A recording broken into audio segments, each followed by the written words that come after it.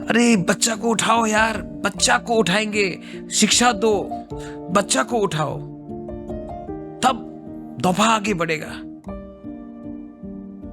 Mobile phone खरीदने से, TV खरीदने से ठीक है, चलो वो भी दरकार है, लेकिन बच्चा को एक अच्छा एजुकेशन दो। और अगर आप हमें पैसा ही नहीं दोगे हमारा एजुकेशन के लिए, आप ETC स्कूल्स देख लो, maximum teachers are not English speaking teachers.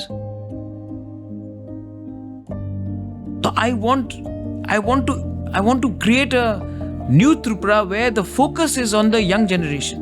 That's why election में भी मैंने टिकट मैक्सिमम यूथ को दिया, क्योंकि जो यूथ है वो अपने बारे अपने 15-20 साल आगे सोचेगा, क्योंकि उसका सामने है जिंदगी।